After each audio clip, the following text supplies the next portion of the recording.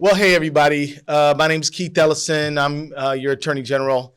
And I just want to say that today is a very critical moment for me personally, and I think for this debate around the affordability of prescription drugs. Just about a year ago, about 363 days ago, we had another press conference announcing the start of this task force on lowering prescription drug prices. And here we are today for the release of our report and our 14 recommendations. I want to start by thanking every single member of this task force. My dear friend of many years, John Lesh, said, look, when I agreed to join your task force, I didn't know it was going to be this much work. Well, it's because they work really hard. And we want to thank you for the sacrifices that you all made. And I just want to say, we had a committee that had Republicans and Democrats. We had people who are House members and senators. We had citizen advocates. We had professionals in the field. We had researchers. We had a diverse group representing our entire state. Let me introduce you to Elo Alston, who's a patient advocate. Jessica Braun, nurse practitioner. Jessica, wave your hand. Nazi Iftikhari, founder and CEO of Health EZ. Representative Rod Hamilton, who has a motion right now, but who has been extremely attentive. Fu Huyen, pharmacy manager at North Point Medical Clinic. Christy Kewen, patient advocate. There's Christy right there. Thank you, Christy. Shirley LaChapelle, nurse consultant and former president of the Black Nurses Association. Representative John Lesh. Senator Matt Little, Rosa Roach, Executive Director of the Minnesota Nurses Association, Dr. Stephen Shannon Meyer, Dr. and Senator Scott Jenson, Dr. Leonard Snellman of Health Partners, and Dr. Cody Weiberg, Executive Director of the Minnesota Board of Pharmacy. Our co-chairs included Nicole Smith-Holt, and Senator Scott Jenson. I'm so grateful for all of you for doing this, and I want to say that you all put in real work for Minnesotans. My job at the Attorney General's office is to help Minnesotans afford their lives and live with dignity and respect.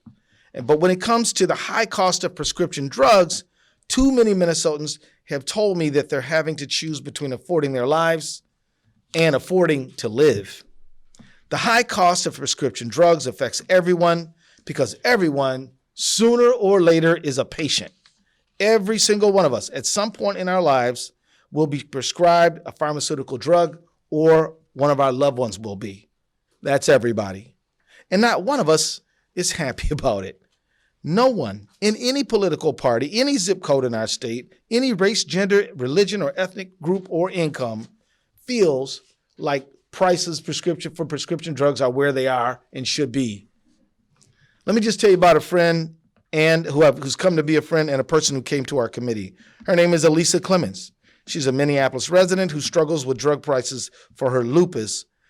She said last year when we announced our task force that this is not a Democratic or Republican issue. It is not a party issue. This is a people issue, and I know everyone up here agrees. Am I right about that? Right.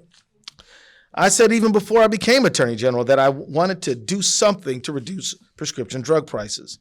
Just one short year ago, I announced this task force, and I said I wanted to gather the best thinking about why drug prices are so high and come up with concrete recommendations on how to lower them.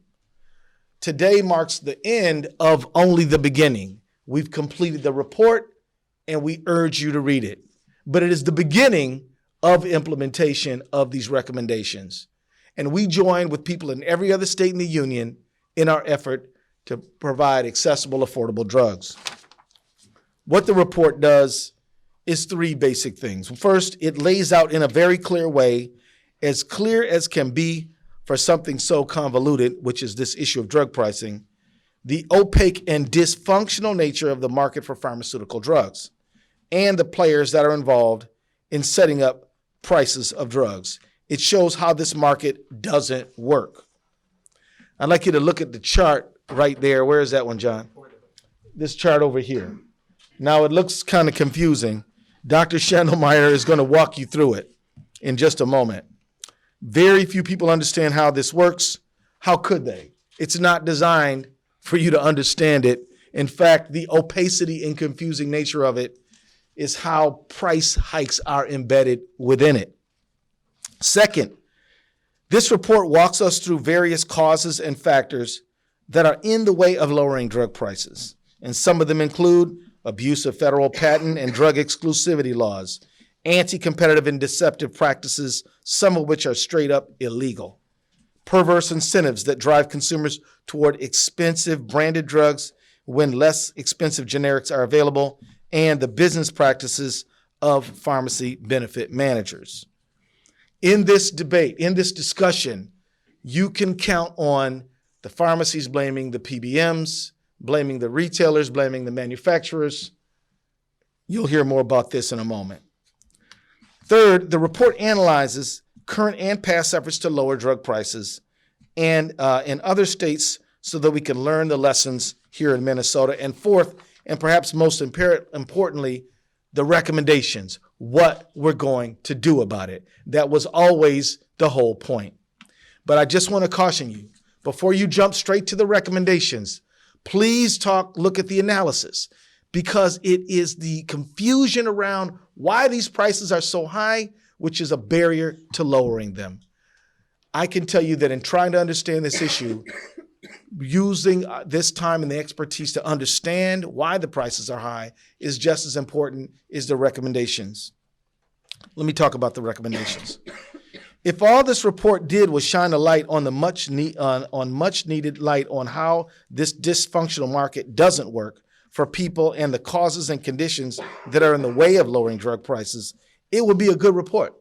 If all it did is analyze why it isn't working, it would shed light and understanding. But that wouldn't have been good enough for us.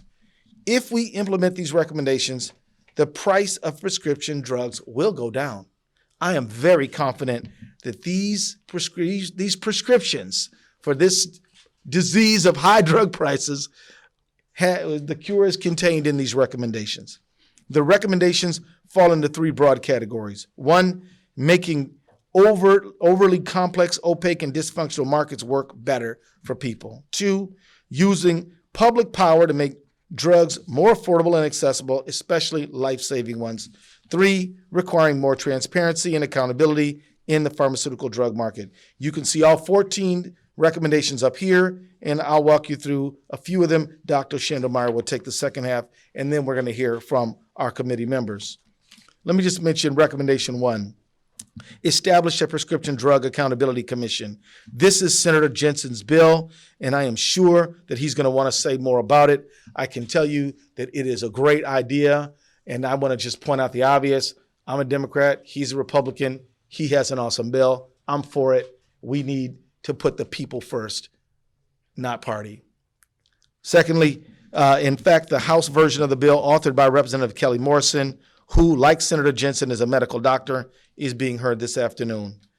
It would have been, this idea, the establishment of a prescription drug accountability commission would have the power to investigate, review, and publish information on prescription drug prices, take action to hold drug companies accountable for unreasonable or unlawful pricing practices, including capping maximum reimbursement prices for drugs under certain circumstances, and make recommendations for the legislature, regulatory, and other necessary action to address high drug prices.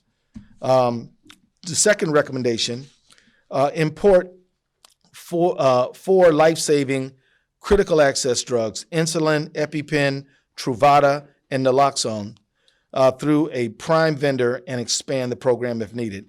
These are drugs whose prices have skyrocketed and in some cases are unconscionably high. They should be imported in Minnesota at affordable prices that are consistent with their global market prices. If this program is successful, we could expand it to include more high-cost drugs.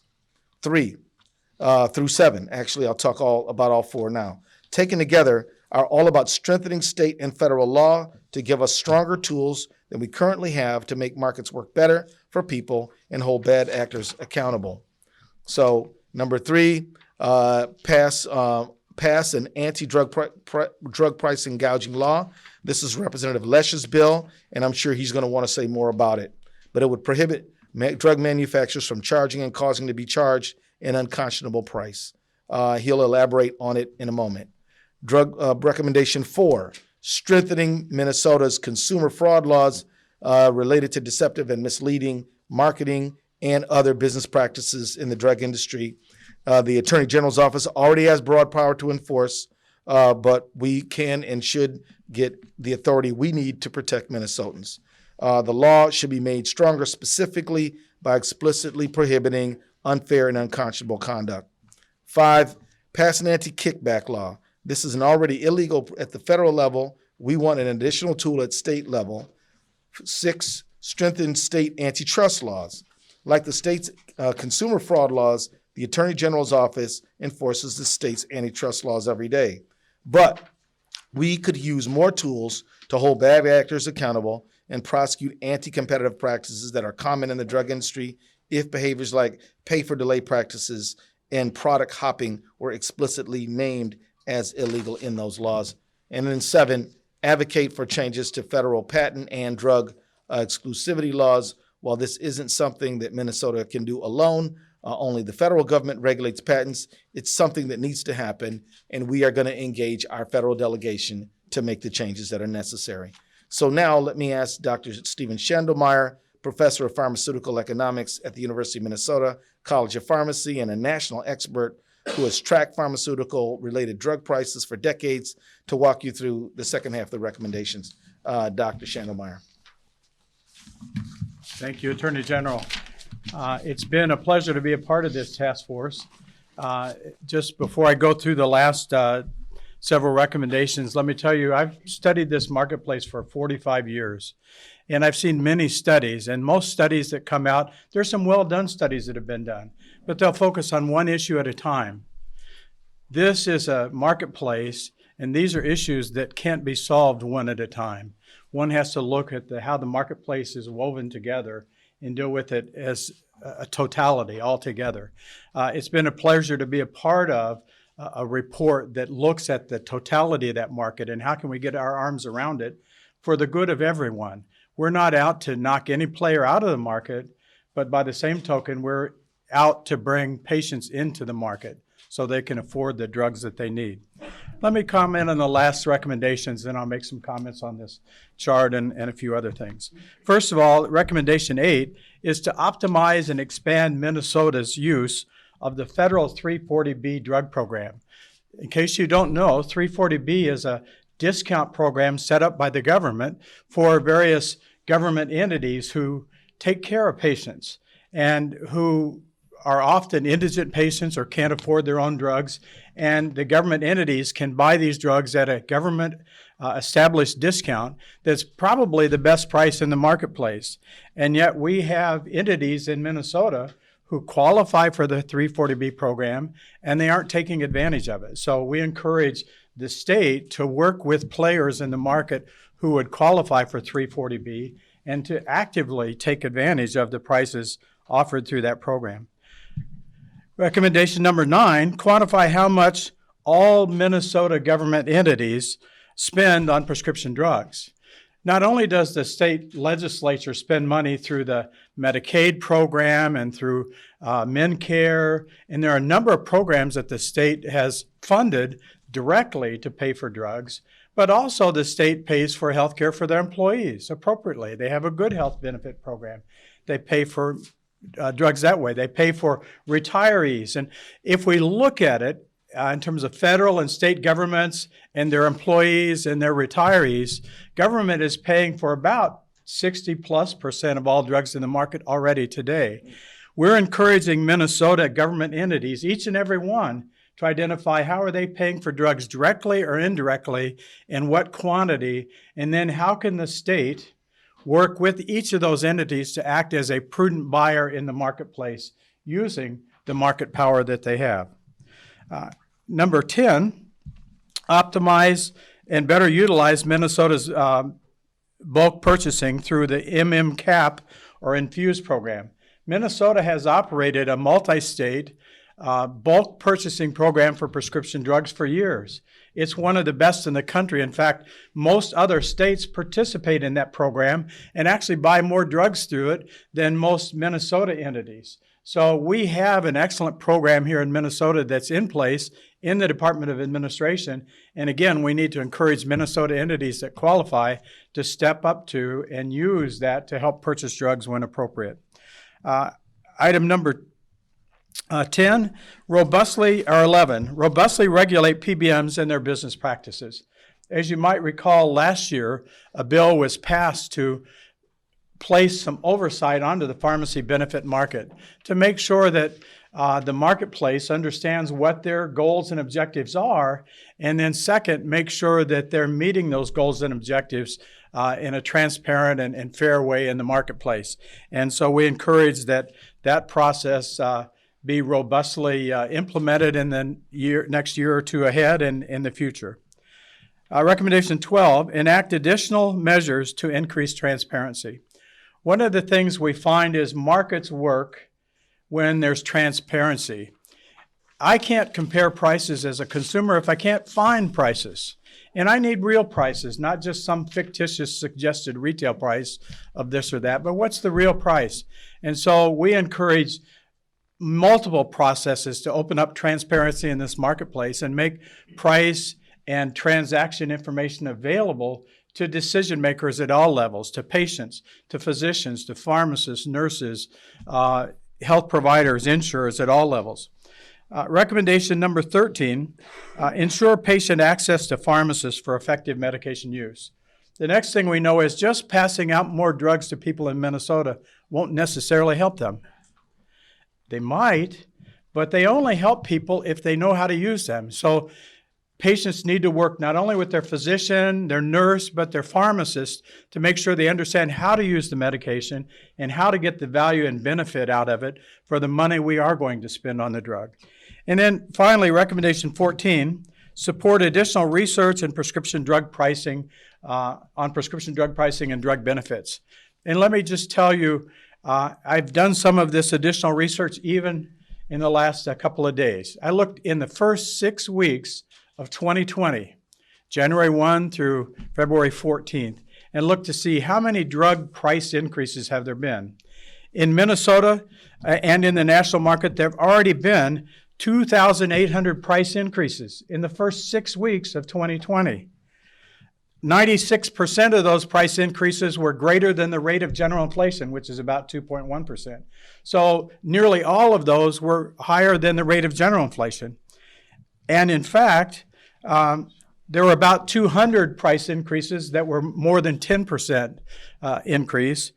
There were 45 price increases greater than a 50% increase, and there were 27 price increases in the first 6 weeks of 2020 that more than doubled, went up more than 100%.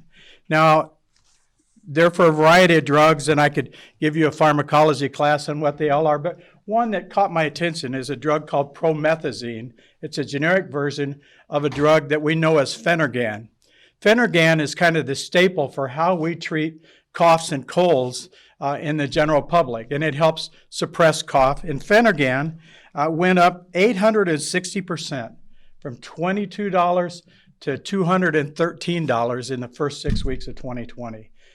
This is a drug that's been around forever, certainly as long as I've been around, and it's widely used. It's widely available. It's available from a variety of sources, but it's going up in price 860%.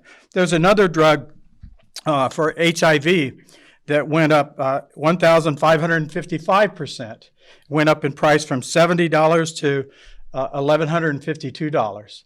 A dramatic increase. Why these kinds of price increases? Acyclovir, a drug for herpes, went up in price from $20 to $97, nearly a five-fold increase.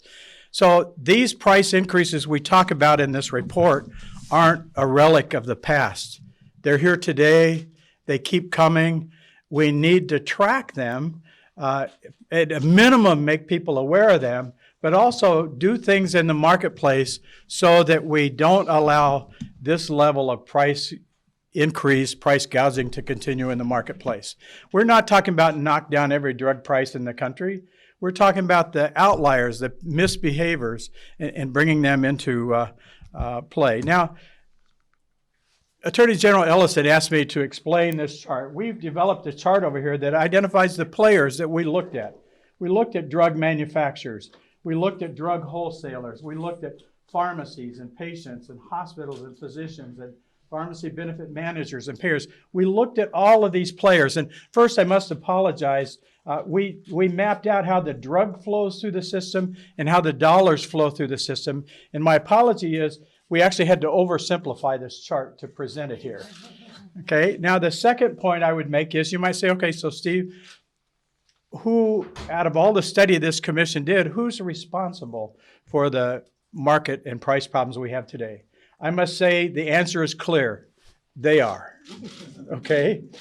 Everybody, every one of these players are responsible for it. There's not a single player on here that alone caused it, but there's not a single player on here that isn't part of the problem and solution as well. So we need to work with all players. This isn't about beating up one part of the industry versus another. This is about saying we need more innovation in drugs. We need innovation in drug pricing. We need more drugs that are more affordable, not just more drugs that we can't afford. So we're all for innovation, but the innovation also has to be affordable. With that, I'll turn it back over. Well, I'll just say Dr. Shannon Meyer just pointed out, no matter how good a drug may be, if you can't afford it, it's as if it doesn't exist for the person who's dying for the lack of it. Am I right about that? Yes, sir. Yeah. And I only have one more thing to say. Look, the ideas and the writing and the language and all these things came from our committee members, but the folks who showed up at the committee meetings to help put the report together were from my staff, and I am extremely proud of my staff. They are awesome folks, and I'm honored to work with them every day. And I just want to mention thank you to Deputy Attorney General, Chief Deputy Attorney General John Keller, and Chief of Staff Donna Cassett, but then also Deputy Attorney General James Canaday, and Assistants Attorney General Rachel Bell-Munger, Mike Goodwin, David Jones, Adrian Kaufman, Noah Llewellyn, Justin Moore, Jason Plegancool, Josh Sklar, and the person who probably went to more meetings than anybody else, Ben Velson, who's right back there. Thank you, Ben. And then also let me note the folks who helped do a lot of the typing, editing, and formatting, Shauna Audette, Rita Desmond, Willow Fortunoff, Marianne Giles, Allison Husted, Brian Lebens, Amy Ludke, Chanel McCoy, who's filming me right now, John Stiles, Gary Nelson, Daniel Tick, and Casey Weber. If I left anyone else out, please charge it to my head. I wasn't quite done. If I left anyone out, please charge it to my head, not my heart. But there is one person who was the little, like a wheel has spokes on it. And what's that thing right in the middle? I don't know, the thing in the middle. The one who held it all together, the person who held the whole thing together was Sadaf Rahmani. And Sadaf, would you please come here for a second? Could you all give her a hand? Yeah. And she did a great job. She's got more stuff she's working on right now, including women's economic security. That's up for next month. But with that, I just want to invite our task force members to share their thoughts. I will invite up first Nicole Smith-Holt and Dr. Scott Jenson. Why don't you all come on up? And then after that, just step up and share. All right, so good afternoon. I want to thank Attorney General Keith Ellison for my appointment as co-chair of this task force. I'm honored to have worked with all of these people here today. We have worked hard during our appointment to figure out ways to help the people of Minnesota to afford their medications.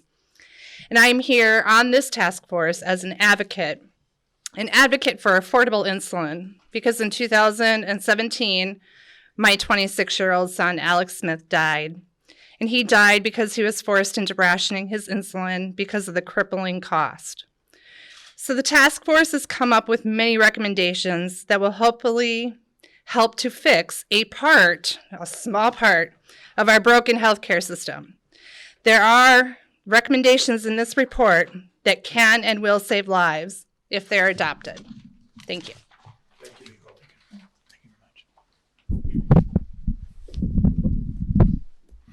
Thank you for coming. Senator Scott Jenson from Carver County. Let's just take a 30,000-foot view. We have 5.5 million Minnesotans. We spend over $50 billion a year on healthcare. Our general fund budget for the biennium is $48 billion. $50 billion a year is what we spend on healthcare. The biggest cost inflation driving force is prescription drugs. We used to be able to give you a quinidine or a quinine for muscle cramps at night. It used to cost a nickel. It was taken off the market and put back on. Now it'd be closer to $10, $20 for a pill. These are the kinds of things that happen. Fish oil used to be pennies. Now we have a prescription drug that is really nothing more than an elaborate Me Too, and that's being charged out at close to $10 a pill. Good ideas drive good policy, and good policy drives good legislation. This task force report that's delivered to you today has the ability to help us come up with the good ideas, push them forward, have the discussions so that they can evolve into policy and hopefully make their way into legislation. It's ironic that Senate File 353, a bill of mine that's very near and dear to my heart. I went out to D.C. to present it to the National Governors Association, and they were excited about it. I can't get a hearing. What does it do? It creates a commission to simply instruct manufacturers, tell us why your generic drug is going to go up 300% next year. Tell us why this new product that you're going to release is going to be priced at $2.1 million a dose. Just tell us why. Now, for the life of me, I can't understand why we wouldn't want to have a hearing on something like that, because that's the tool that Canada uses. That's the tool that Germany uses. That's the tool that we use in our everyday life, is tell me why it costs that much. So to the task force and to Attorney General Ellison, I'm deeply appreciative of having the chance to serve on this. It's been a pleasure to serve alongside of Nicole Smith as a co-chair. This report will have a past life, a present life, and a future life. And I certainly hope that the future life of this report resides in the hands of new legislators when they come in and get elected in November, that they would look at this to start looking for ideas as to how can we impact on the field of healthcare. Thank you for coming.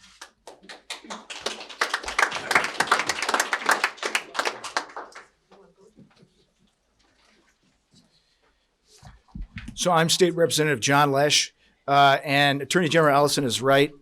When he announced the appointments and announced me being as appointed to the task force, I thought, okay, well, this is going to be like many of the other task forces upon which I've served and which have been presented to you all here, sitting in a room like this. And you're going to have the same questions about them. How is this one going to be different? Well, I started noticing that right away, because the first thing that I noticed was that this was the Attorney General calling the task force.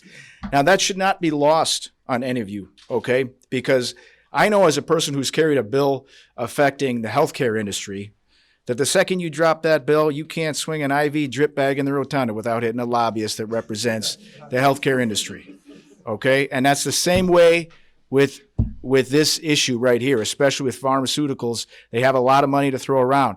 And that means that bills and ideas get bogged down in the legislature because they got the resources to do it. When you've got an Attorney General calling it, you narrow their ability to stop your ideas. It's like Leonidas at Thermopylae, Keith Ellison, okay? And that is what the courts can do by helping us to lead this, because that's his job, to seek out justice. Sometimes it gets bogged down in the hallways of the Capitol. The second thing that I noticed was of how we were going to do this task force. We immediately broke down into working groups. The able Rosa Roach, who led mine, of different ideas about how we were going to attack this. And so that's what we ended up with in this report.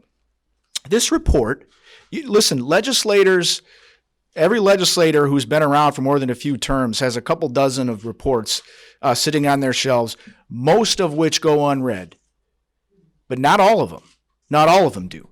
This is one that will be referred to in future years because this is truly the product of all those working groups, of all those smart people that gave their time, talent, effort, and energy into finding out how we can do this. We're going to look to this, and the only way that we make it succeed is, quite frankly, by the folks here in this room. There are a couple dozen cameras in here.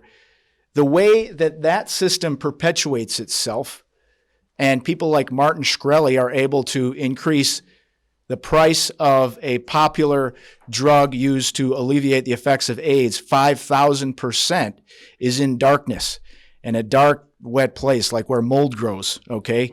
What this task force is doing and what this report is doing is shining a light on it and blowing some wind on it and making sure they can't hide in the darkness of that. And these are the issues that we're going to be bringing forth in future bills, including mine, House File 4, which ends price gouging by making sure that you cannot charge unconscionable prices for drugs. I was proud to be a part of this task force with the able and smart people, and I can guarantee you we can be bringing these bills forth in future sessions. Thank you. Thank you. Good afternoon. My name is Rosa Roach. I'm the Executive Director of the Minnesota Nurses Association. On behalf of the nurses, we want to thank Attorney General, who is unwavering in his commitment for health care for all and all aspects that go along with that, including this problem of pharmaceutical drugs. I speak on behalf of our nurses who have long asked for reforms for the sake of their patients. Nurses are more and more concerned about the needless suffering, the avoidable emergency room visits, and the tragic outcomes that they see. Consequences of a pharmaceutical industry gone wild. Drug prices that cause patients to split their prescriptions or skip them altogether just because they cannot afford the medications that they need. Oftentimes, it's the copay alone that forces them to choose between medicine and a meal or heat or rent. This will affect every single one of us unless we do something about it now. I'm proud to have served on this task force that has generated these direly needed reforms, particularly the Prescription Drug Accountability Commission, which you've heard about, which would be created in a bill to be heard this week, today as a matter of fact. A needed watchdog on the pharmaceutical industry who would serve as an advocate for patients. Nurses are clear that we must limit the unnecessary hidden prices to patients, including the rebates which consumers never see and the price hikes from patent modifications that improve the pharmaceutical company's profit margin, but not necessarily the drug's efficacy. The pharmaceutical industry is very good at playing the shell game of a pricing structure that causes patients to pay more, insurance rates to go up, and big pharma to continue to be a lucrative industry, not just a life-saving industry. But this is the system that we have created ourselves, one that provides for a granted monopoly, not a market monopoly, allowing drug companies to set the price at whatever they choose. That's why government must act, to rein them back in, because this isn't any old consumer good that we're talking about here. This is life-sustaining, life-saving medication. So the general economic theory of supply and demand simply doesn't apply. The consequences of the cost of drugs are invisible to most of us, but the one person who sees them is the bedside nurse. Nurses support these recommendations, and what's more, nurses dearly hope these reforms can end the cycle of patients coming to the hospitals sicker than they ever have before because they could not get the medications that they needed. Thank you.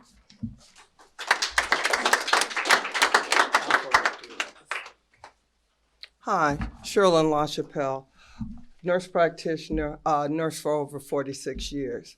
And as Rose just said, this is something that needs to change right now. I'm going to go at this from a different focus. Everybody in this room and everybody watching this news conference has power. Your power is to advocate. Come down to the Capitol, put pressure on those that you have elected to represent you, because this is a life and death issue.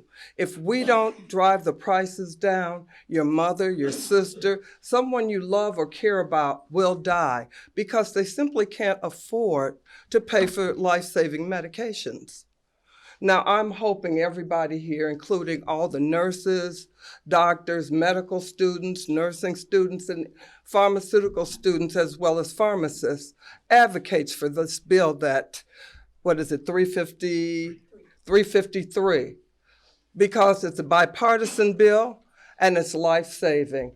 And we need to just push all of the empty rhetoric, excuses that are preventing them from doing something that will directly benefit everybody in the state and everybody in the country. So I'm asking for advocacy. Thank you.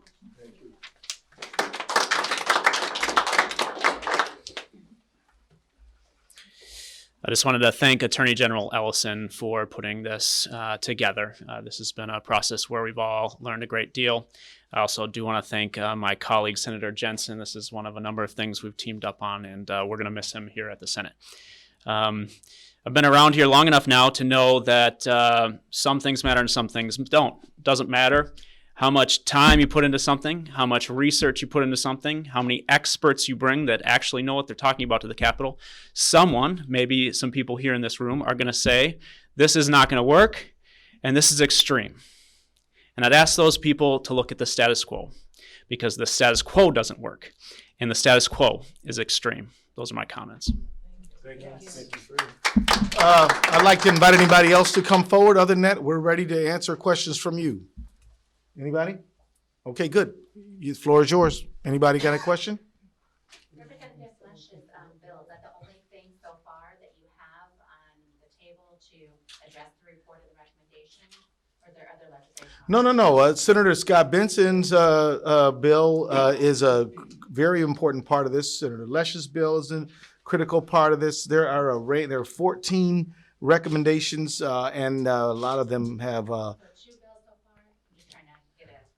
What does anybody know the exact number of bills? Are you looking for the exact number of bills that we're proposing?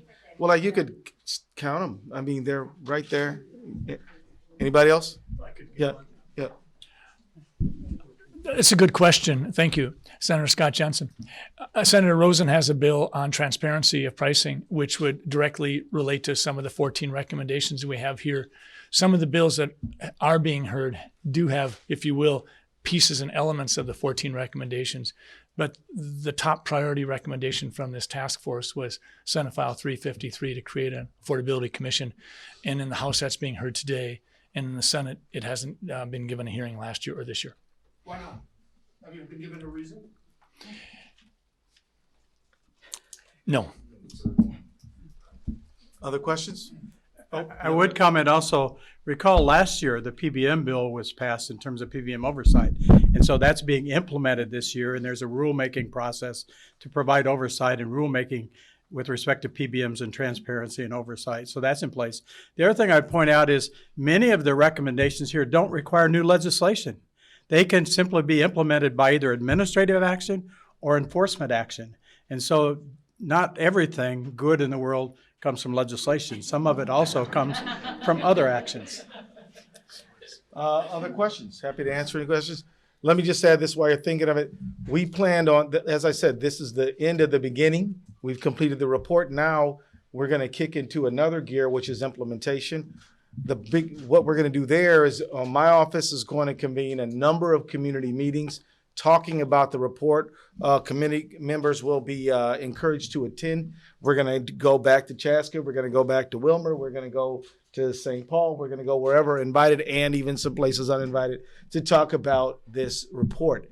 We're also encouraging, we'd love to talk to your editorial boards because we think that this is something that your news organizations might want to opine on. It's a critical, important report, and it is a little bit different. It is more comprehensive. It gives a clear explanation of a highly complicated issue, and it has very specific recommendations. So now we got to get the word out and get more folks attuned to the proposals, and we'll be embarking on that right away. Happy to answer any other questions, or you guys can talk offline. Yeah. Yeah, so which of these recommendations would you, or anyone up there, think are the easiest to implement this legislative session or in the next year? I mean, is there any low-hanging fruit here? Is there anything that can be enacted? The doctor mentioned that there's some things that can be done without legislation. What's the best stuff that can be done quickest? Senate File 353 is a comprehensive bill, but quite honestly, if we would slice off the portion that people might find difficult, we would still have the ability to ask the manufacturers to present their findings as to why they're charging what they're charging, and that in and of itself would represent significant transparency, which is not present now. There's a shady sort of, well, R&D costs or something or another.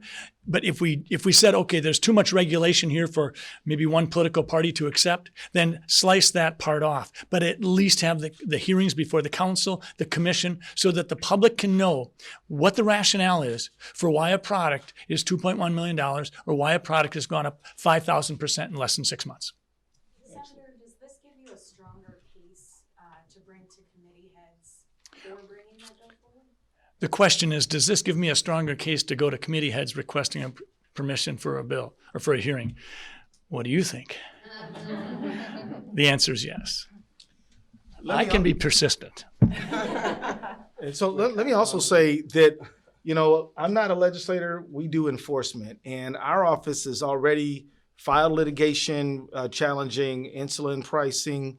We are part of a multi-state litigation challenging a multi-company price fixing scheme. We're in the middle of that right now. We are going to continue to litigate in this area. I've asked my staff to concentrate their efforts so that we can really make a dent, and we're engaging other attorneys general around the country to make a dent in this project. So that doesn't require legislation, and we're in the middle of it right now.